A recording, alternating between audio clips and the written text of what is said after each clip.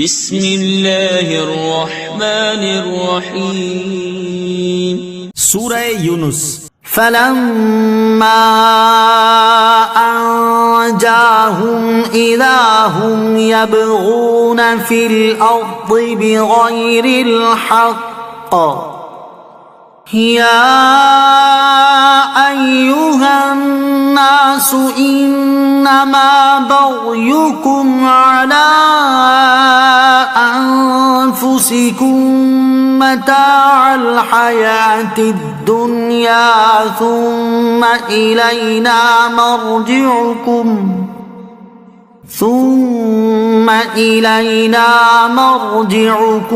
فننبئكم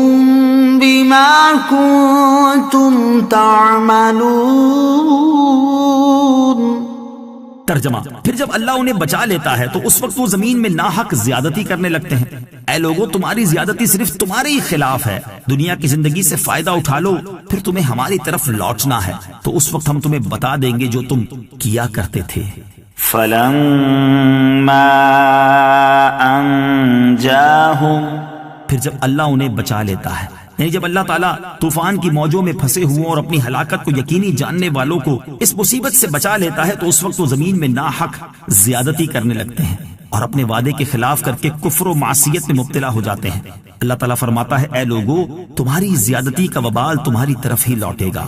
اللہ عز و جل کا اس میں کچھ نقصان نہیں۔ تم دنیا کی زندگی سے تھوڑا عرصہ فائدہ اٹھا لو، پھر تمہیں مرنے کے بعد ہماری طرف ہی لوٹنا ہے تو اس وقت ہم تمہیں بتا دیں گے جو تم اچھے برے اعمال کیا کرتے تھے اور ان کی تمہیں جزا دیں گے۔ مصیبت کے وقت اللہ تعالیٰ کو یاد کرنا اور خوشحالی میں اسے بھول جانا کافروں کا طریقہ ہے۔ اس سے معلوم ہوا کہ مصیبت میں اللہ تعالیٰ کو یاد کرنا اور خوشحالی کے وقت بھول جانا حقیقت میں کافروں کا طریقہ ہے۔ افسوس کہ آج کل مسلمان بھی عملی اعتبار سے اس میں مبتلا ہیں۔ اولاد بیمار ہوئی یا خود کو کوئی خطرناک بیماری لگ گئی یا کوئی قریبی عزیز ایکسیڈنٹ کی وجہ سے ہسپتال میں داخل ہو گیا تو نماز، ذکر، دعا، تلاوت، صدقہ و خیرات، مسجدوں کی حاضری اور مزید بہت کچھ شروع ہو جاتا ہے، اور جیسے ہی معاملہ ختم ہوا تو کہاں کی نماز و مسجد اور کہاں کی ذکر و تلاوت، دوبارہ پھر اپنی پرانی دنیا میں لوٹ جاتے ہیں۔ مسلمان کا قول تو یہ بیان کیا گیا ہے کہ وہ کہتا ہے کہ میرا جینا مرنا سب اللہ کے لیے ہے، لیکن افسوس کہ آج مسلمان کا عمل اس کے خلاف نظر آ رہا ہے۔ اللہ تعالیٰ انہیں ہدایت اور عقل سلیم عطا فرمائے، آمین۔ انما مثل الحياة الدنيا كماء انزلناه من السماء فاختلط به نبات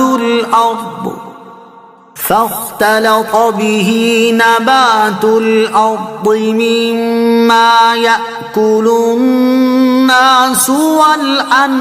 والأنعام حتى إذا أخذت الأرض زخرفها وزينت وظن أهلها أنهم قادرون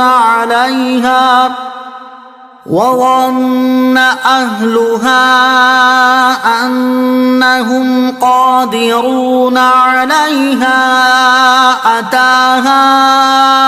أمرنا ليلا أو نهارا فجعلناها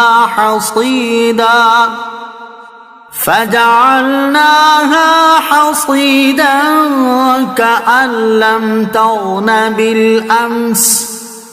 كذلك نفصل الآيات لقوم يتفكرون۔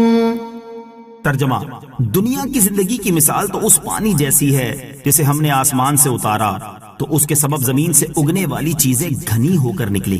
جن سے انسان اور جانور کھاتے ہیں، یہاں تک کہ جب زمین نے اپنی خوبصورتی پکڑ لی اور خوب آراستہ ہو گئی اور اس کے مالک سمجھے کہ اب وہ اس فصل پر قادر ہیں تو رات یا دن کے وقت ہمارا حکم آیا تو ہم نے اسے ایسی کٹی ہوئی کھیتی کر دیا گویا وہ کل وہاں پر موجود ہی نہ تھی۔ ہم غور کرنے والوں کے لیے اسی طرح تفصیل سے آیات بیان کرتے ہیں۔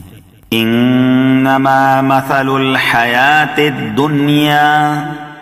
دنیا کی زندگی کی مثال اس سے پہلی آیت میں اللہ تعالیٰ نے ارشاد فرمایا تھا کہ اے لوگو تمہاری زیادتی در حقیقت صرف تمہارے ہی خلاف ہے، اور اس آیت میں اللہ تعالیٰ نے اس شخص کے بارے میں ایک عجیب مثال بیان فرمائی ہے جو دنیا کی لذتوں میں گم ہو کر اپنی آخرت سے بے پرواہ ہو جاتا ہے۔ اس مثال کا خلاصہ یہ ہے کہ آسمان سے اترنے والے پانی کی وجہ سے زمین کی پیداوار بہت گھنی ہو جاتی ہے، کیونکہ جب بارش ہوتی ہے تو اس کے سبب زمین سے رنگ برنگے پھول، خوبصورت بیلیں، خوش ذائقہ پھل اور ان کے علاوہ طرح طرح کی اجناس پیدا ہوتی ہیں، حتیٰ کہ جب باغات اور کھیتوں کا مالک پھلوں سے لدے ہوئے درختوں اور ہری بھری لہلہاتی فصلوں کو دیکھتا ہے تو خوشی سے پھولے نہیں سماتا، پھر وہ اس پیداوار سے فوائد حاصل کرنے سے متعلق بڑے بڑے منصوبے بناتا ہے، اس کا دل ان منصوبوں میں ہی مشغول ہوتا ہے اور یوں وہ بالکل غافل ہوتا ہے، اور اسی حالت میں اللہ تعالیٰ دن یا رات میں ان پرکشش باغوں اور کھیتوں پر ژالہ باری، آندھی یا طوفان وغیرہ کوئی بڑی آفت نازل فرما دیتا ہے، جس سے یہ باغات اور فصلیں ایسے تباہ ہو جاتے ہیں جیسے کبھی تھے ہی نہیں، اور ان کا مالک حسرت زدہ اور شدید غم میں مبتلا ہو کر بس ہاتھ ملتا ہی رہ جاتا ہے۔ دنیاوی زندگی امیدوں کا سبز باغ ہے۔ اس آیت میں بہت بہترین طریقے سے دل میں یہ بات بٹھائی گئی ہے کہ دنیاوی زندگانی امیدوں کا سبز باغ ہے۔ اس میں عمر کھو کر جب آدمی اس مقام پر پہنچتا ہے جہاں اس کو مراد حاصل ہونے کا اطمینان ہوتا ہے اور وہ کامیابی کے نشے میں مست ہو جاتا ہے، تو اچانک اس کو موت آ پہنچتی ہے اور وہ تمام نعمتوں اور لذتوں سے محروم ہو جاتا ہے۔ حضرت قتادہ رضی اللہ تعالی عنہ فرماتے ہیں کہ دنیا کا طلبگار جب بالکل بے فکر ہوتا ہے اس وقت اس پر عذاب الہی آتا ہے اور اس کا تمام ساز و سامان جس سے اس کی امیدیں وابستہ تھیں غارت ہو جاتا ہے۔ كذلك نفصل الآيات لقوم يتفكرون۔ ہم غور کرنے والوں کے لیے اسی طرح تفصیل سے آیات بیان کرتے ہیں، یعنی جس طرح ہم نے تمہارے سامنے دنیاوی زندگی کی مثال اور اس کا حکم بیان فرمایا، اسی طرح ہم غور و فکر کرنے والوں کے لیے تفصیل سے اپنے دلائل بیان کرتے ہیں تاکہ وہ نفع حاصل کریں اور شک و وہم کی ظلمتوں سے نجات پائیں اور دنیائے ناپائیدار کی بے ثباتی سے باخبر ہوں۔ واللہ یدعو الى دار السلام وَيَهْدِي مَن يَشَاءُ إِلَى صِرَاطٍ مُسْتَقِيمٍ۔ ترجمہ، اور اللہ سلامتی کے گھر کی طرف بلاتا ہے اور جسے چاہتا ہے سیدھے راستے کی طرف ہدایت دیتا ہے۔ واللہ یدعو الی دار السلام، اور اللہ سلامتی کے گھر کی طرف بلاتا ہے۔ دنیا کی بے ثباتی بیان فرمانے کے بعد اس آیت میں باقی رہنے والے گھر جنت کی طرف دعوت دی گئی اور فرمایا گیا کہ اللہ تعالیٰ تمام لوگوں کو اس گھر کی طرف بلاتا ہے جس میں ہر قسم کی تکلیف اور مصیبت سے سلامتی ہے۔ حضرت قتادہ رضی اللہ تعالی عنہ فرماتے ہیں کہ دار السلام سے مراد جنت ہے، اور یہ اللہ عز و جل کی بے انتہا رحمت اور اس کا کرم ہے کہ اس نے اپنے بندوں کو جنت کی دعوت دی۔ جنت کے داعی، یاد رہے کہ اللہ تعالیٰ لوگوں کو جنت کی طرف دعوت دیتا ہے، اور یہ دعوت اللہ تعالیٰ کے حبیب صلی اللہ تعالیٰ علیہ وسلم کے ذریعے ہے۔ چنانچہ صحیح بخاری میں حضرت جابر بن عبداللہ رضی اللہ تعالیٰ عنہ سے مروی ہے کہ نبی کریم علیہ الصلوۃ والسلام کی خدمت میں کچھ فرشتے اس وقت حاضر ہوئے جب آپ سوئے ہوئے تھے۔ ان میں سے بعض نے کہا آپ تو سوئے ہوئے ہیں، اور بعض نے کہا کہ ان کی آنکھ سوتی ہے اور دل جاگتا ہے۔ بعض کہنے لگے کہ ان کی کوئی مثال بیان کرو، تو انہوں نے کہا ان کی مثال اس شخص کی طرح ہے جس نے ایک مکان بنایا اور اس میں طرح طرح کی نعمتیں مہیا کی، اور ایک بلانے والے کو بھیجا کہ لوگوں کو بلائے۔ جس نے اس بلانے والے کی اطاعت کی وہ اس مکان میں داخل ہوا اور ان نعمتوں کو کھایا پیا، اور جس نے بلانے والے کی اطاعت نہ کی وہ نہ مکان میں داخل ہو سکا نہ کچھ کھا سکا۔ پھر وہ کہنے لگے کہ اس کا مطلب بیان کیجئے تاکہ بات سمجھ میں آ جائے۔ انہوں نے کہا کہ مکان سے مراد جنت ہے، اور بلانے والے سے محمد مصطفیٰ صلی اللہ تعالی علیہ وآلہ وسلم مراد ہیں، اور جس نے ان کی اطاعت کی اس نے اللہ عز و جل کی اطاعت کی، جس نے ان کی نافرمانی کی اس نے اللہ عز و جل کی نافرمانی کی۔ وَيَهْدِي مَن يَشَاءُ إِلَى صِرَاطٍ مُسْتَقِيمٍ،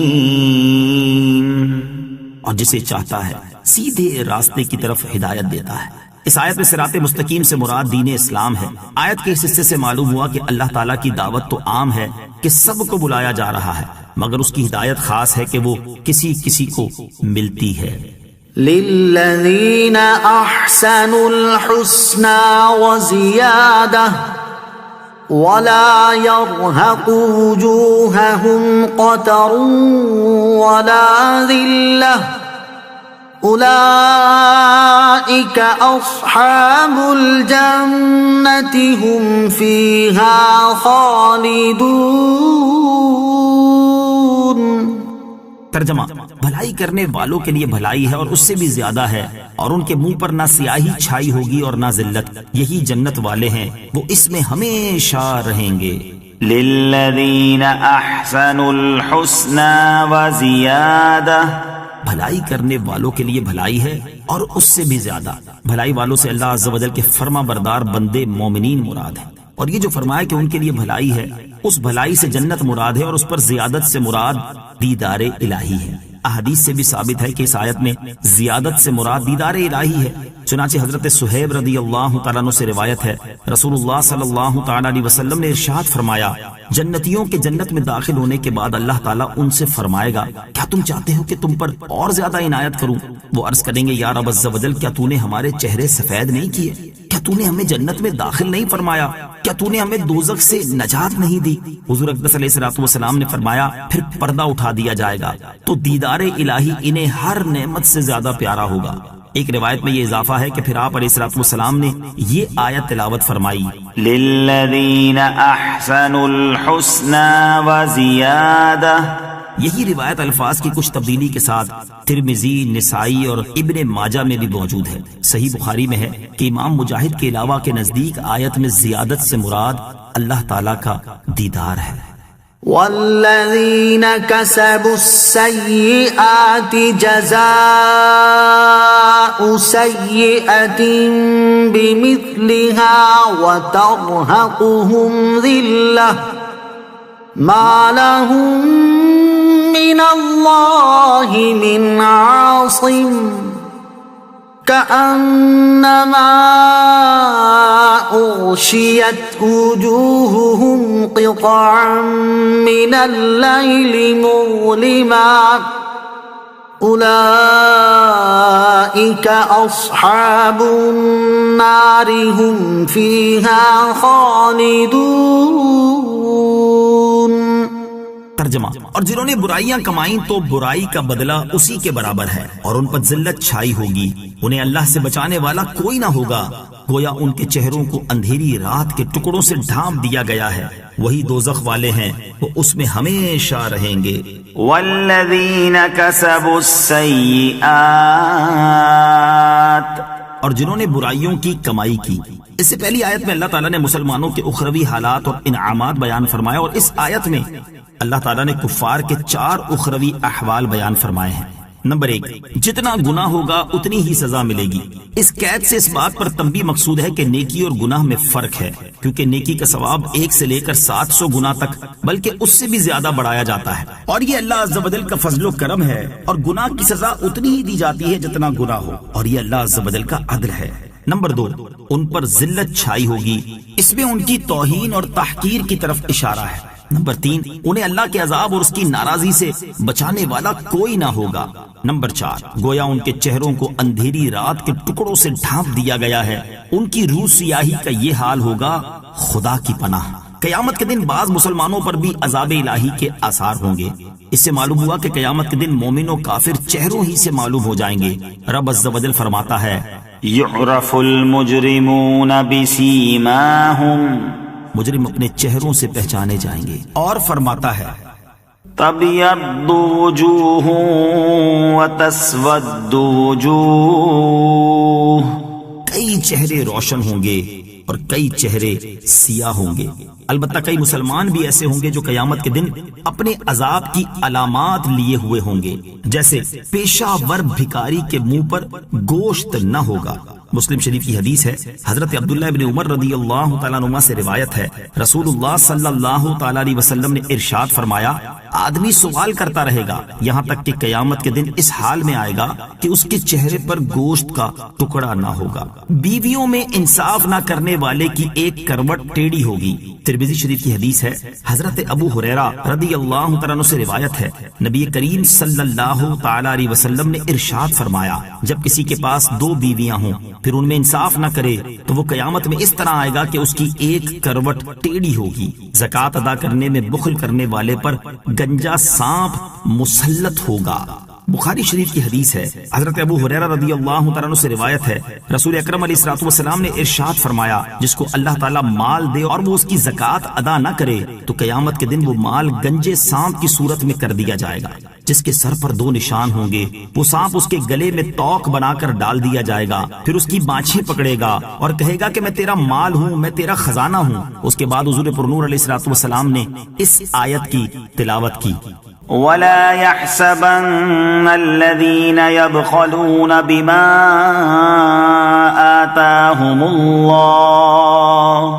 آتاهم الله من فضله هو خيرا لهم بل هو شر لهم۔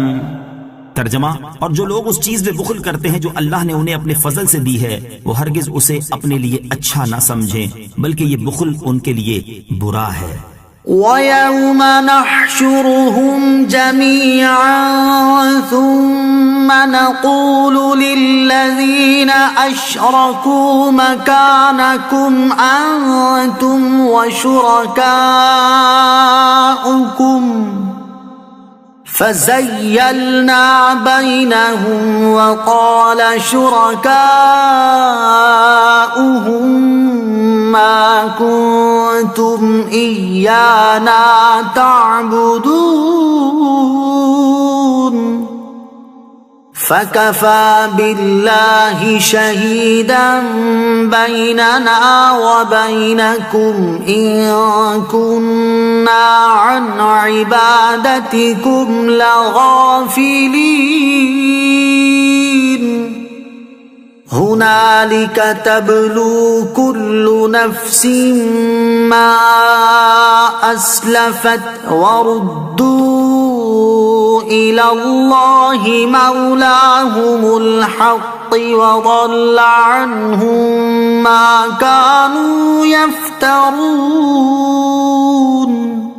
ترجمہ، اور جس دن ہم ان سب کو اٹھائیں گے پھر مشرکوں سے فرمائیں گے تم اور تمہارے شریک اپنی جگہ ٹھہرے رہو تو ہم انہیں مسلمانوں سے جدا کر دیں گے، اور ان کے شریک ان سے کہیں گے تم ہماری عبادت کرتے ہی نہیں تھے تو ہمارے اور تمہارے درمیان گواہی کے لیے اللہ کافی ہے، بے شک ہم تمہاری عبادت سے بے خبر تھے۔ وہاں ہر آدمی اپنے سابقہ اعمال کو جانچ لے گا اور انہیں اللہ کی طرف لوٹایا جائے گا جو ان کا سچا مولا ہے، اور ان کے سارے گھڑے ہوئے شریک ان سے غائب ہو جائیں گے۔ وَيَوْمَ نَحْشُرُهُمْ جَمِيعًا،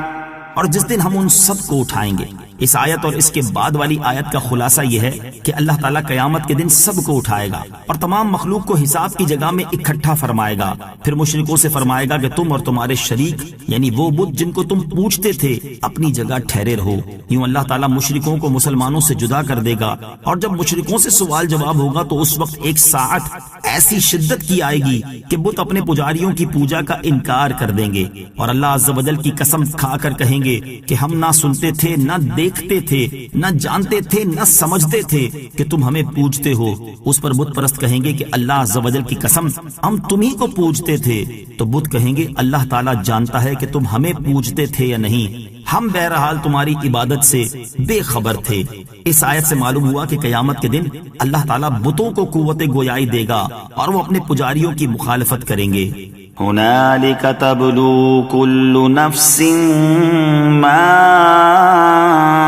أسلفت، وہاں ہر آدمی اپنے سابقہ اعمال کو جانچ لے گا، یعنی اس موقف میں سب کو معلوم ہو جائے گا کہ انہوں نے پہلے جو عمل کیے تھے وہ کیسے تھے، اچھے یا برے، مضر یا مفید، مقبول یا مردود، اور مشرکوں کو اللہ عز و جل کی طرف لوٹایا جائے گا جو ان کا رب ہے اور اپنی ربوبیت میں سچا ہے، اور مشرک جن بتوں کو اللہ عز و جل کا شریک ٹھہراتے تھے وہ ان سے غائب ہو جائیں گے، یا جو جھوٹی باتیں مثلاً بتوں کا ان کی شفاعت کرنا گھڑتے تھے وہ سب باطل اور بے حقیقت ثابت ہوں گی۔ قل من يرزقكم من السماء والأرض أم من يملك السمع والأبصار ومن يخرج الحي من الميت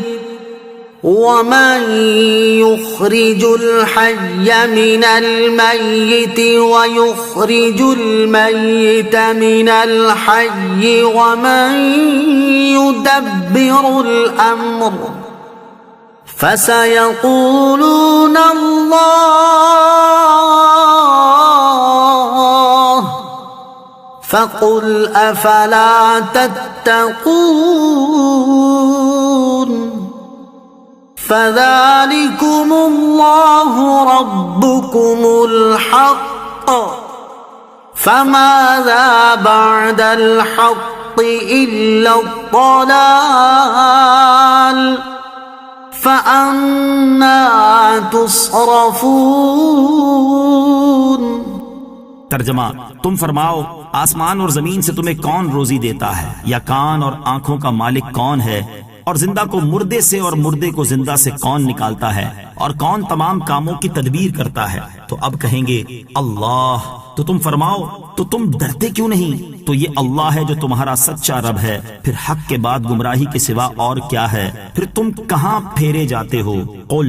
تم فرماؤ۔ اس سے پہلی آیات میں اللہ تعالیٰ نے مشرکین کی مذمت بیان فرمائی، اور ان آیتوں میں اللہ تعالیٰ مشرکوں کے مذہب کے باطل ہونے اور اسلام کے حق ہونے کو واضح فرما رہا ہے۔ چنانچہ اس آیت میں بیان فرمایا کہ اے حبیب صلی اللہ تعالی علیہ وآلہ وسلم، آپ ان مشرکوں سے فرما دیں کہ آسمان سے بارش برسا کر اور زمین سے سبزہ اگا کر تمہیں کون روزی دیتا ہے؟ تمہیں یہ حواس کس نے دیے ہیں جن کے ذریعے تم سنتے اور دیکھتے ہو؟ آفات کی کثرت کے باوجود کان اور آنکھ کو لمبے عرصے تک کون محفوظ رکھتا ہے؟ حالانکہ یہ اتنے نازک ہیں کہ ذرا سی چیز نے نقصان پہنچا سکتی ہے، اور زندہ کو مردہ سے، جیسے انسان کو نطفہ سے، پرندے کو انڈے سے کون نکالتا ہے، اور یوں ہی مردہ کو زندہ سے، جیسے نطفہ کو انسان سے اور انڈے کو پرندے سے کون نکالتا ہے، اور ساری کائنات کے تمام کاموں کی تدبیر کون کرتا ہے؟ آپ کے سوالات سن کر وہ کہیں گے بے شک ان چیزوں پر قدرت رکھنے والا اللہ عز و جل ہے۔ جب وہ لوگ اللہ عز و جل کی قدرت کاملہ کا اعتراف کر لیں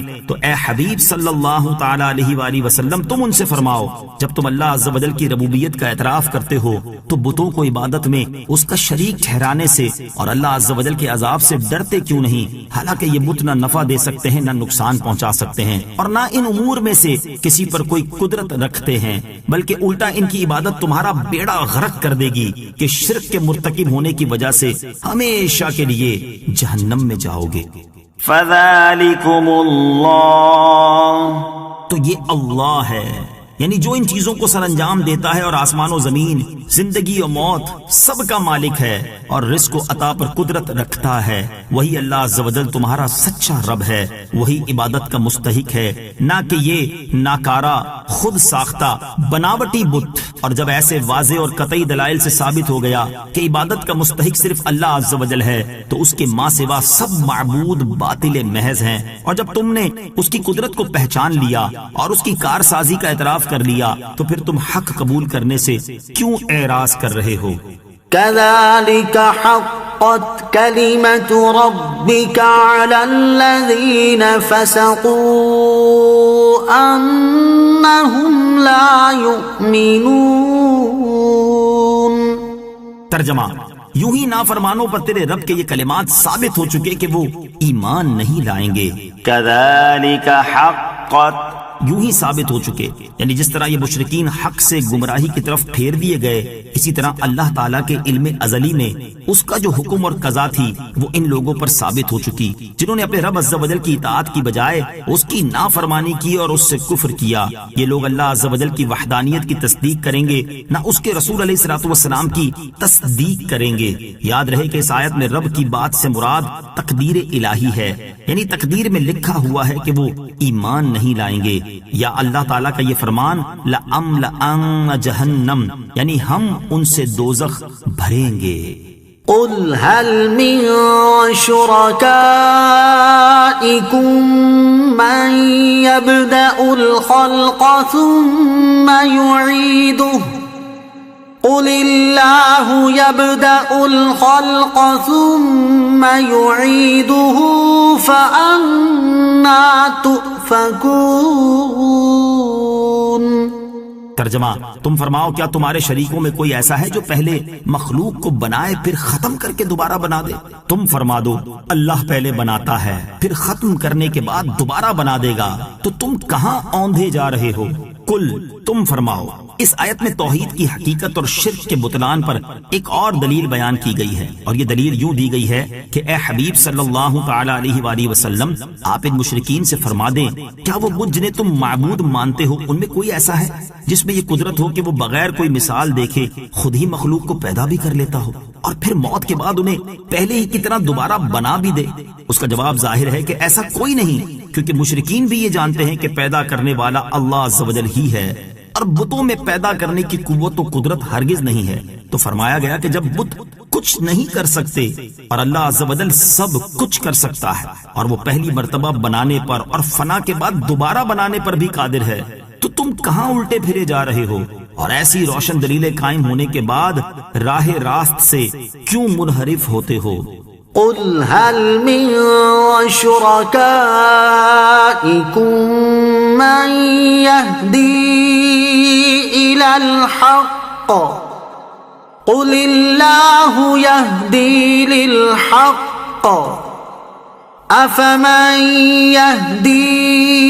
إلى الحق أحق أن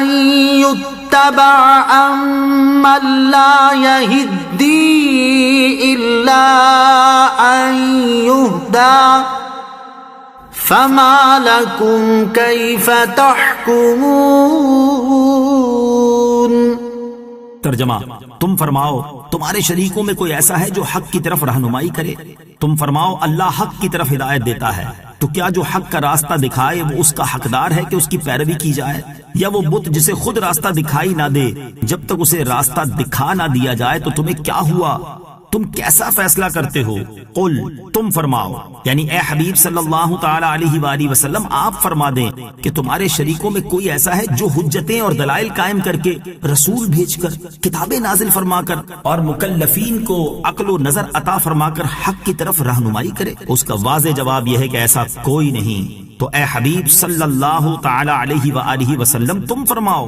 اللہ عز و جل حق کی طرف ہدایت دیتا ہے، تو کیا جو حق کا راستہ دکھائے وہ اس کا حقدار ہے کہ اس کی پیروی کی جائے، یا وہ جس سے خود اس وقت تک راستہ دکھائی نہ دے جب تک اسے راستہ دکھایا نہ جائے؟ جیسا کہ تمہارے بت ہیں کہ وہ تب تک کسی جگہ نہیں جا سکتے جب تک کوئی اٹھا لے جانے والا انہیں اٹھا کر نہ لے جائے، اور نہ وہ کسی چیز کی حقیقت کو سمجھ سکتے ہیں اور نہ راہ حق کو پہچان سکتے ہیں۔ ہاں، اگر اللہ تعالیٰ انہیں زندگی، عقل اور سمجھنے کی صلاحیت دے تو ایسا کر سکتے ہیں۔ جب ان کی مجبوری کا یہ عالم ہے تو وہ دوسروں کو کیا راہ بتا سکیں گے؟ اور ایسوں کو معبود بنانا، ان کا مطیع بننا کتنا باطل اور بےہودہ ہے۔ وما يتبع أكثرهم إلا ظنا إن الظن لا يغني من الحق شيئا إن الله عليم بما يفعلون۔ ترجمہ، اور ان کی اکثریت تو صرف وہم و گمان پر چلتی ہے، بے شک گمان حق کا کوئی فائدہ نہیں دیتا، بے شک اللہ ان کے کاموں کو جانتا ہے۔ وما يتبع أكثرهم إلا ظنا، اور ان کی اکثریت تو صرف وہم و گمان پر چلتی ہے، یعنی ان مشرکین کی اکثریت بتوں کو معبود اور انہیں اللہ عز و جل کی بارگاہ میں اپنا شفیع ماننے میں تو صرف وہم و گمان پر چلتی ہے، جس کی ان کے پاس نہ تو کوئی دلیل ہے اور نہ اس کے صحیح ہونے کا یقین ہے، بلکہ یہ صرف شک میں پڑے ہوئے ہیں اور یہ گمان کرتے ہیں کہ پہلے لوگ بھی بت پرستی کرتے تھے اور انہوں نے بھی کچھ سمجھ کر ہی بت پرستی کی ہوگی۔ آیت میں اکثر فرمایا گیا، اس سے معلوم ہوا کہ بعض بت پرست وہ بھی تھے جو جانتے تھے کہ اللہ تعالیٰ ہر نقص سے پاک اور ہر کمال سے متصف ہے، لیکن وہ عناد اور سرکشی کی وجہ سے کفر کرتے تھے۔ ان الظن لا يغني من الحق شيئا، بے شک گمان حق کا کوئی فائدہ نہیں دیتا، اس آیت میں ظن سے مراد وہ گمان ہے جو خلاف تحقیق ہو، اس میں شک اور وہم بھی داخل ہیں، اور یہ کلام کفار کے بارے میں ہے جنہوں نے کفر اختیار کرنے میں اپنے آباء و اجداد کی پیروی اور تقلید کی۔ اس تقلید پر دنیا و آخرت میں ان کا کوئی عذر مقبول نہیں۔ البتہ خالص مومن جس کا دل ایمان سے بھرا ہوا ہے لیکن وہ اللہ تعالیٰ کی وحدانیت پر دلائل قائم کرنے سے عاجز ہے، وہ اگر کسی ایسے شخص کی تقلید کرتا ہے جو اللہ تعالیٰ کی وحدانیت پر دلائل قائم کرتا ہے تو وہ اس آیت کا مصداق نہیں بلکہ وہ یقینی طور پر مومن ہے، کیونکہ اس کے نزدیک یہ گمان نہیں بلکہ یقین ہے جو کہ واقع کے مطابق ہے۔ وما كان هذا القرآن أن يفترى من دون الله ولكن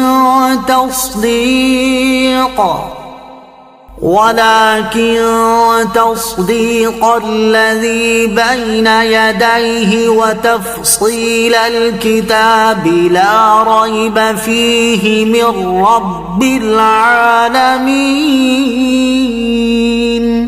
ترجمہ، اور اس قرآن کی یہ شان نہیں کہ اللہ کے نازل کیے بغیر کوئی اسے اپنی طرف سے بنا لے،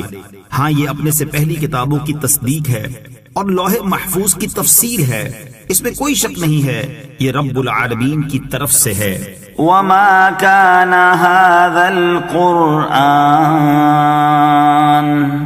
اور اس قرآن کی یہ شان نہیں۔ کفار مکہ نے یہ وہم کیا تھا کہ قرآن کریم نبی اکرم صلی اللہ تعالی علیہ وسلم نے خود بنا لیا ہے۔ اس آیت میں ان کا یہ وہم دور فرمایا گیا ہے۔ چنانچہ آیت کا خلاصہ یہ ہے کہ اس قرآن کی یہ شان نہیں کہ اللہ عز و جل کے نازل کیے بغیر کوئی اسے اپنی طرف سے بنا لے، کیونکہ قرآن فصاحت و بلاغت اور علوم و اسرار کے جس مرتبے پر ہے وہ اللہ عز و جل کے علاوہ کسی کے شایان شان نہیں۔ یہ قرآن اللہ عز و جل کی طرف سے وحی ہے جسے اس نے اپنے رسول علیہ الصلوۃ والسلام پر نازل کیا ہے۔ یہ جھوٹ اور افتراء سے منزہ ہے، اس کی مثال بنانے سے ساری مخلوق عاجز ہے۔ ہاں قرآن، تورات اور انجیل وغیرہ کتابوں کی تصدیق کرتا ہے جنہیں قرآن سے پہلے اللہ تعالیٰ نے اپنے انبیاء کرام علیہ الصلوۃ والسلام پر نازل فرمایا، اور قرآن میں لوح محفوظ میں لکھے ہوئے حلال و حرام اور فرائض و احکام کی تفصیل ہے، اور یہ بات قطعی و یقینی ہے کہ قرآن اللہ رب العالمین کی طرف سے ہے، اسے کسی نے اپنی طرف سے نہیں بنایا اور کوئی فرد بشر اس جیسا کلام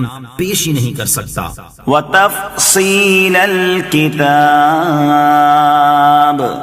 اور لوح محفوظ کی تفصیل ہے۔ اس مقام پر علامہ ساوی رحمۃ اللہ تعالی علیہ نے بڑا پیارا کلام فرمایا ہے۔ چنانچہ فرماتے ہیں کہ قرآن لوح محفوظ کی تفصیل ہے۔ لوح محفوظ میں ما کان و ما یکون، یعنی جو ہو چکا اور جو آئندہ ہوگا اور دنیا و آخرت میں جو ہونے والا ہے سب کچھ لکھا ہوا ہے۔ اور جب قرآن میں لوح محفوظ کی پوری تفصیل ہے تو جسے قرآن کے اسرار میں سے کوئی چیز عطا ہوئی اسے لوح محفوظ پر لکھا ہوا جاننے کی حاجت نہیں، بلکہ وہ جو چاہے قرآن ہی سے معلوم کر لیتا ہے۔ ام یقولون افتراہ قل فأتوا بسورة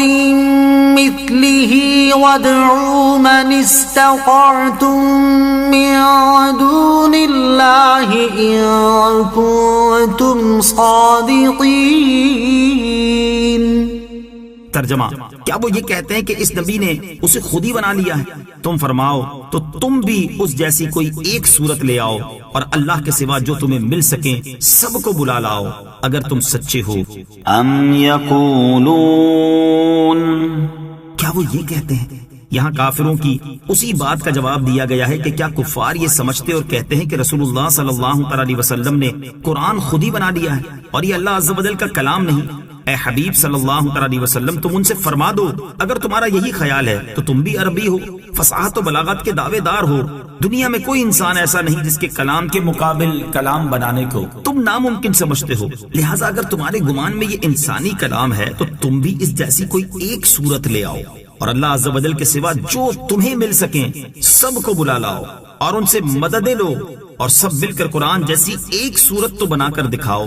قرآن مجید کا یہ چیلنج 1400 سال سے زائد عرصے سے چلا آ رہا ہے، لیکن آج تک کوئی کافر اس کا جواب نہیں دے سکا، اور اگر کسی نے جواب دینے کی کوشش بھی کی ہے تو قرآن کریم کے مقابلے میں اس کی حیثیت ناچیز ذرے سے بھی کم ثابت ہوئی۔ بل كذبوا بما لم يحيطوا بعلمه ولما يأتهم تأويله كذلك كذب الذين من قبلهم فانظر كيف كان عاقبة الظالمين۔ ترجمہ، بلکہ انہوں نے اس کو جھٹلایا جس کے علم کا وہ احاطہ نہ کر سکے اور ان کے پاس اس کا انجام نہیں آیا، ایسے ہی ان سے پہلے لوگوں نے بھی جھٹلایا تھا، تو دیکھو ظالموں کا کیسا انجام ہوا۔ بل كذبوا بما لم يحيطوا بعلمه، بلکہ انہوں نے اس کو جھٹلایا جس کے علم کا وہ احاطہ نہ کر سکے، یعنی قرآن پاک کو سمجھنے اور جاننے کے بغیر انہوں نے اس کی تکذیب کی، اور یہ انتہائی جہالت ہے کہ کسی شے کو جانے بغیر اس کا انکار کیا جائے، اور قرآن کریم کا ایسے علوم پر مشتمل ہونا جن کا علم و خرد کے دعوے دار احاطہ نہ کر سکیں، اس کتاب کی عظمت و جلالت ظاہر کرتا ہے۔ تو ایسی اعلیٰ علوم والی کتاب کو ماننا چاہیے تھا، نہ کہ اس کا انکار کرنا۔ وَلَمَّا يَأْتِهِمْ تَأْوِيلُهُ، اور ان کے پاس اس کا انجام نہیں آیا، یعنی جس عذاب کی قرآن پاک میں وعیدیں مذکور ہیں وہ انہوں نے نہیں دیکھا، اور جس طرح انہوں نے قرآن مجید کو جھٹلایا، ایسے ہی ان سے پہلے لوگوں نے بھی عناد کی وجہ سے اپنے رسولوں کے معجزات اور آیات دیکھ کر نظر و تدبر سے کام لیے بغیر انہیں جھٹلایا تھا۔ تو تم دیکھ لو کہ ظالموں کا کیسا انجام ہوا، اور پہلی امتیں اپنے انبیاء کرام علیہ الصلوۃ والسلام کو جھٹلا کر کیسے کیسے عذابوں میں مبتلا ہوئیں۔ اس لیے اے سید الانبیاء صلی اللہ تعالی علیہ وآلہ وسلم، آپ کی تکذیب کرنے والوں کو بھی ڈرنا چاہیے کہ کہیں وہ بھی میرے عذاب میں گرفتار نہ ہو جائیں۔ وَمِنْهُمْ مَنْ يُؤْمِنُ بِهِ وَمِنْهُمْ مَنْ لَا يُؤْمِنُ بِهِ وَرَبُّكَ أَعْلَمُ بِالْمُفْسِدِينَ۔ ترجمہ، اور ان میں کوئی تو اس پر ایمان لاتا ہے اور ان میں کوئی اس پر ایمان نہیں لاتا، اور تمہارا رب فسادیوں کو خوب جانتا ہے۔ وَمِنْهُمْ مَنْ يُؤْمِنُ بِهِ، اور ان میں کوئی تو اس پر ایمان لاتا ہے، یعنی اے حبیب صلی اللہ علیہ وسلم، قریش میں سے بعض وہ لوگ ہیں جو اس قرآن پر عنقریب ایمان لے آئیں گے، اور بعض وہ ہیں جو اس قرآن پر کبھی بھی نہ ایمان لائیں گے نہ کبھی اس کا اقرار کریں گے، اور آپ کا رب عز و جل جھٹلانے والوں کو خوب جانتا ہے، اور عنقریب انہیں اس کے عذاب کا سامنا ہوگا۔ کفار مکہ کے ایمان لانے سے متعلق غیبی خبر، اس آیت میں یہ غیبی خبر ہے کہ موجودہ مکہ والے نہ تو سارے ایمان لائیں گے اور نہ سارے ایمان سے محروم رہیں گے، چنانچہ ایسا ہی ہوا کہ بعض لوگ ایمان لے آئے اور بعض ایمان سے محروم رہے۔ وَإِن كَذَّبُوكَ فَقُل لِّي عَمَلِي وَلَكُمْ عَمَلُكُمْ أَنتُم بَرِيئُونَ مِمَّا أَعْمَلُ وَأَنَا بَرِيءٌ مِّمَّا تَعْمَلُونَ۔ ترجمہ، اور اگر وہ تمہیں جھٹلائیں گے تو تم فرما دو کہ میرا عمل میرے لیے ہے اور تمہارا عمل تمہارے لیے ہے، اور تم میرے عمل سے الگ ہو اور میں تمہارے اعمال سے بیزار ہوں۔ وَإِن كَذَّبُوكَ، اور اگر وہ تمہیں جھٹلائیں، یعنی اے حبیب صلی اللہ تعالی علیہ وسلم، اگر آپ کی قوم آپ کو جھٹلانے پر قائم رہے اور ان کے راہ راست پر آنے اور حق کو ہدایت قبول کرنے کی امید منقطع ہو جائے تو تم ان سے فرما دو کہ میرا عمل میرے لیے ہے اور تمہارا عمل تمہارے لیے ہے، اور ہم میں سے کسی کے عمل پر دوسرے کی پکڑ نہ ہوگی، بلکہ جو پکڑا جائے گا خود اپنے عمل کی وجہ سے پکڑا جائے گا، اور تم میرے عمل سے الگ ہو اور میں تمہارے اعمال سے بیزار ہوں۔ یہ فرمانا بطور زجر کے ہے کہ تم نصیحت نہیں مانتے اور ہدایت قبول نہیں کرتے تو اس کا وبال خود تم پر ہوگا، کسی دوسرے کا اس سے نقصان نہیں۔ نیکی کی دعوت دینے والے کو نصیحت، اس آیت مبارکہ سے یہ بھی معلوم ہوا کہ کسی کو نیکی کی دعوت دیں تو اسے دعوت دے کر اپنے آپ کو بری الذمہ سمجھیں، یہ نہیں کہ بس سامنے والے کو سیدھا کر کے ہی چھوڑنا ہے اگرچہ وہ پہلے سے زیادہ بگڑ جائے۔ وَمِنْهُمْ مَنْ يَسْتَمِعُونَ إِلَيْكَ أَفَأَنْتَ تُسْمِعُ الصُّمَّ وَلَوْ كَانُوا لَا يَعْقِلُونَ۔ ترجمہ، اور ان میں کچھ وہ ہیں جو تمہاری طرف کان لگاتے ہیں، تو کیا تم بہروں کو سنا دو گے اگرچہ وہ سمجھتے نہ ہوں؟ وَمِنْهُمْ مَنْ يَسْتَمِعُونَ إِلَيْكَ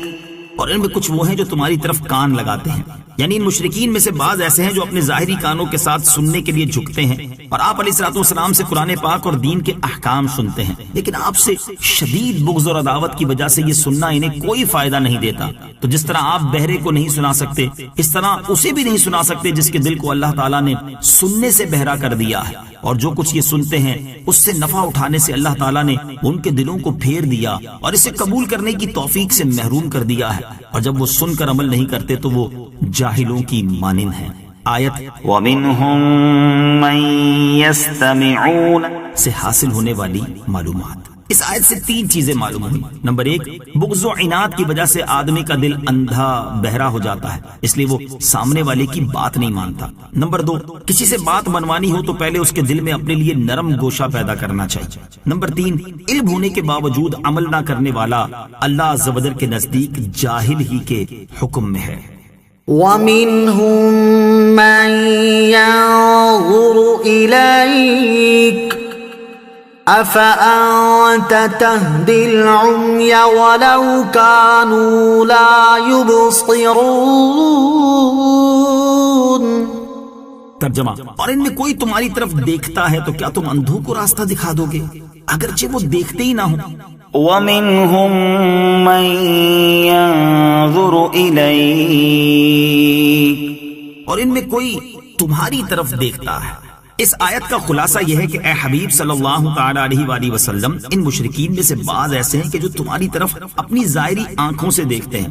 آپ کی سچائی کے دلائل اور نبوت کی نشانیوں کا مشاہدہ بھی کرتے ہیں، لیکن وہ تصدیق نہیں کرتے۔ تو کیا آپ دل کے اندھوں کو راستہ دکھا دیں گے اگرچہ وہ دیکھتے ہی نہ ہوں؟ کیونکہ اللہ عز و جل نے ان کے دل کی نظروں کو اندھا کر دیا ہے، اسی لیے انہیں ہدایت کی کوئی چیز نظر نہیں آتی۔ بعض مفسرین نے فرمایا کہ اس آیت اور اس سے اوپر والی آیت میں اللہ تعالیٰ نے اپنے حبیب علیہ الصلوۃ والسلام کو تسلی دی ہے کہ جس کی سماعت کو اللہ عز و جل نے سلب فرما لیا ہے آپ اسے سنا نہیں سکتے، اور اللہ عز و جل نے جس کی بصارت لے لی ہے آپ اسے ہدایت کی راہ نہیں دکھا سکتے، اور جس کے ایمان نہ لانے کا اللہ عز و جل نے فیصلہ فرما دیا ہے آپ اسے ایمان کی توفیق نہیں دے سکتے۔ لہٰذا آپ ان مشرکین کے ایمان قبول نہ کرنے پر غمزدہ نہ ہوں۔ گویا فرمایا گیا کہ کفار حضور اقدس صلی اللہ علیہ وسلم کو دیکھتے تو ہیں لیکن صرف سر کی آنکھوں سے، دل کی آنکھوں سے نہیں، جس سے دیکھنے والا صحابی بن جائے، اور جو حضور اقدس علیہ الصلوۃ والسلام کو صرف محمد بن عبداللہ صلی اللہ تعالی علیہ وآلہ وسلم ہونے کے لحاظ سے دیکھے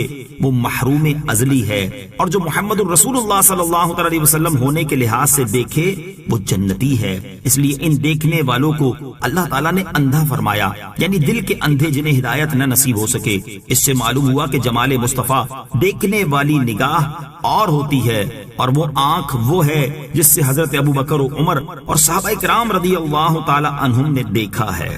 ان اللہ لا یظلم الناس شیئا ولکن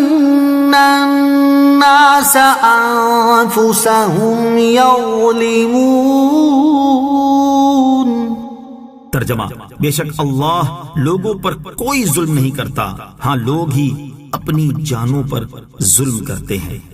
ان اللہ لا یظلم الناس شیئا، بے شک اللہ لوگوں پر کوئی ظلم نہیں کرتا۔ اس سے پہلی آیات میں اللہ تعالیٰ نے یہ بیان فرمایا کہ مشرکین کی عقل، سماعت اور بصارت اللہ تعالیٰ نے سلب فرما لی ہے، جس کی وجہ سے وہ ہدایت حاصل نہیں کر سکتے، اور اس آیت میں بیان فرمایا کہ یہ لوگوں پر اللہ عز و جل کا ظلم نہیں، کیونکہ کفار کا ہدایت سے محروم ہونا ان کے اپنے کرتوتوں اور ضد و عناد کے سبب ہے۔ یہ نہیں کہ اللہ عز و جل نے ان میں حق قبول کرنے کی صلاحیت ہی پیدا نہیں کی، بلکہ اللہ عز و جل نے یہ صلاحیت ان میں پیدا کی مگر انہوں نے خود اسے تباہ کر دیا، تو قصور خود ان کا ہے، کسی اور کا نہیں۔ وَيَوْمَ يَحْشُرُهُمْ كَأَن لَّمْ يَلْبَثُوا إِلَّا سَاعَةً مِّنَ النَّهَارِ يَتَعَارَفُونَ بَيْنَهُمْ قَدْ خَسِرَ الَّذِينَ كَذَّبُوا بِلِقَاءِ اللَّهِ وَمَا كَانُوا مُهْتَدِينَ۔ ترجمہ، اور جس دن اللہ انہیں اٹھائے گا گویا وہ دنیا میں دن کی ایک گھڑی سے زیادہ ٹھہرے ہی نہیں تھے، آپس میں ایک دوسرے کو پہچان رہے ہوں گے۔ بے شک اللہ کی ملاقات کو چھٹلانے والے نقصان میں رہے اور وہ ہدایت یافتہ نہیں تھے۔ وَيَوْمَ يَحْشُرُهُمْ، اور جس دن انہیں اٹھائے گا، یہاں قیامت کا حال بیان کیا گیا ہے کہ اے حبیب صلی اللہ تعالی علیہ وسلم آپ وہ وقت یاد کیجئے جس دن اللہ عز و جل ان مشرکوں کو قبروں سے حساب کی جگہ میں حاضر کرنے کے لیے اٹھائے گا، تو اس روز کی ہیبت و وحشت سے یہ حال ہوگا کہ وہ دنیا میں رہنے کی مدت کو بہت تھوڑا سمجھیں گے اور یہ خیال کریں گے کہ گویا وہ دنیا میں دن کی ایک گھڑی کے علاوہ ٹھہرے ہی نہیں تھے۔ اور اس کی وجہ یہ ہے کہ کفار نے طلب دنیا میں اپنی عمریں ضائع کر دیں اور اللہ عز و جل کی اطاعت جو آج کار آمد ہوتی وہ بجا نہ لائے تو ان کی زندگانی کا وقت ان کے کام نہ آیا، اس لیے وہ اسے بہت ہی کم سمجھیں گے۔ نیز قبروں سے نکلتے وقت تو ایک دوسرے کو ایسا پہچانیں گے جیسا دنیا میں پہچانتے تھے، پھر قیامت کے دن کے ہولناک اور دہشت آمیز مناظر دیکھ کر یہ معرفت باقی نہ رہے گی۔ اور ایک قول یہ ہے کہ قیامت کے دن حالات مختلف ہوں گے، کبھی ایسا حال ہوگا کہ ایک دوسرے کو پہچانیں گے، کبھی ایسا کہ نہ پہچانیں گے، اور جب پہچانیں گے تو کہیں گے جس نے اپنی باقی رہنے والی آخرت کو فانی دنیا کے بدلے بیچ دیا وہ نقصان میں رہا، کیونکہ اس نے فانی کو باقی پر ترجیح دی۔ آیت کے آخر میں فرمایا کہ انہیں اس چیز کی ہدایت نہ تھی جو انہیں روز قیامت کے اس خسارے سے نجات دیتی۔ وَإِمَّا نُرِيَنَّكَ بَعْضَ الَّذِي نَعِدُهُمْ أَوْ نَتَوَفَّيَنَّكَ فَإِلَيْنَا مَرْجِعُهُمْ ثُمَّ اللَّهُ شَهِيدٌ عَلَى مَا يَفْعَلُونَ۔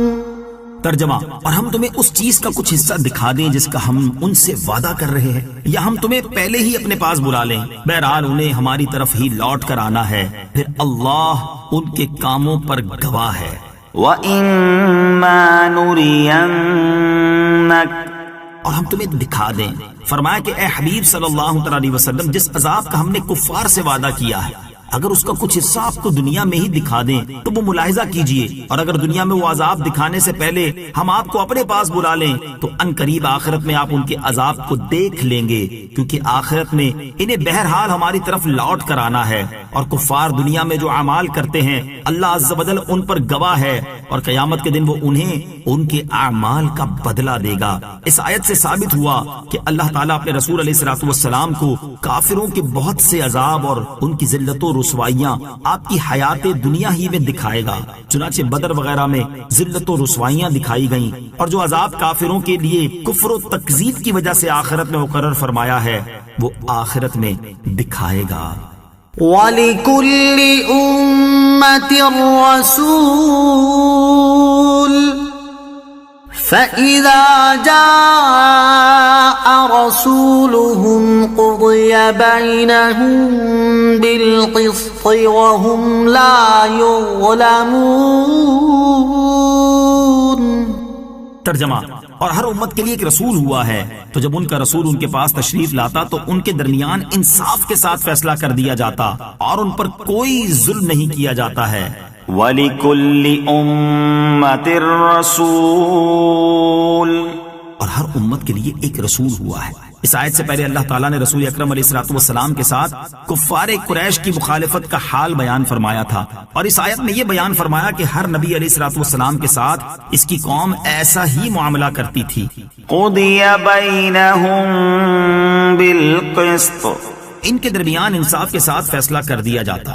ایک قول یہ ہے کہ اس میں دنیا کا بیان ہے، اور معنی یہ ہے کہ ہر امت کے لیے دنیا میں ایک رسول ہوا ہے جو انہیں دین حق کی دعوت دیتا اور طاعت و ایمان کا حکم کرتا۔ جب ان کا رسول ان کے پاس تشریف لاتا اور احکام الہی کی تبلیغ کرتا تو کچھ لوگ ایمان لاتے اور کچھ تکذیب کرتے اور منکر ہو جاتے، تب ان کے درمیان انصاف کے ساتھ فیصلہ کر دیا جاتا کہ رسول کو اور ان پر ایمان لانے والوں کو نجات دی جاتی اور تکذیب کرنے والوں کو عذاب سے ہلاک کر دیا جاتا۔ دوسرا قول یہ ہے کہ اس میں آخرت کا بیان ہے، اور معنی یہ ہے کہ روز قیامت ہر امت کے لیے ایک رسول ہوگا جس کی طرف وہ منسوب ہوگی۔ جب وہ رسول موقف میں آئے گا اور مومن و کافر پر گواہی دے گا تب ان میں فیصلہ کیا جائے گا، اور مومنوں کو نجات نصیب ہوگی اور کافر عذاب میں گرفتار ہوں گے۔ وَيَقُولُونَ مَتَى هَذَا الْوَعْدُ إِن كُنتُمْ صَادِقِينَ قُل لَّا أَمْلِكُ لِنَفْسِي ضَرًّا وَلَا نَفْعًا إِلَّا مَا شَاءَ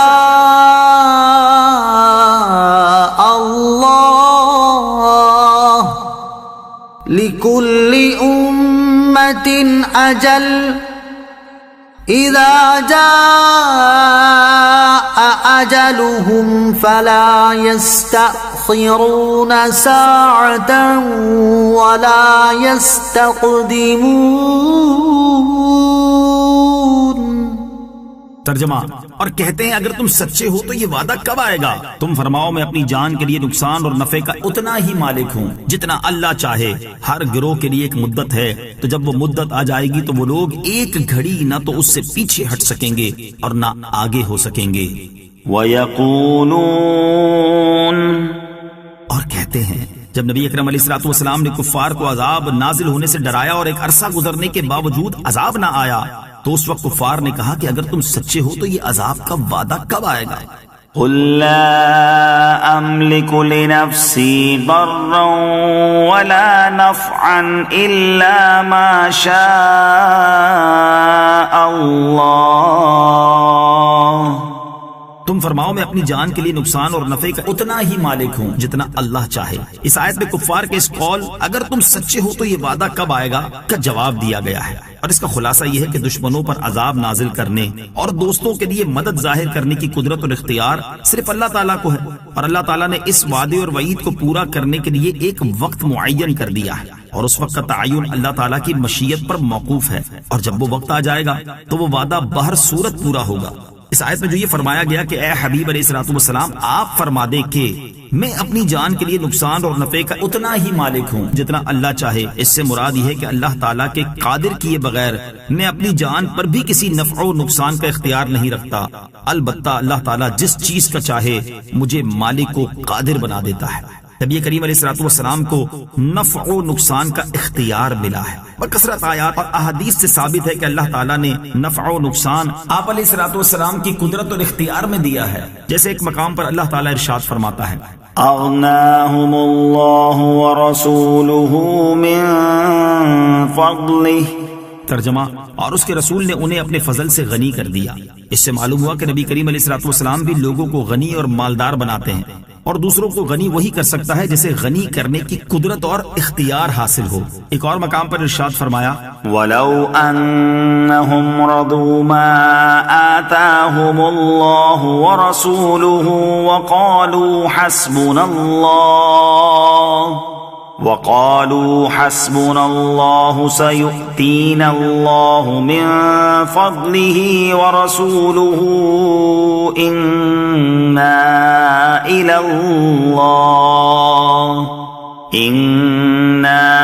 إِلَى اللَّهِ رَاغِبُونَ۔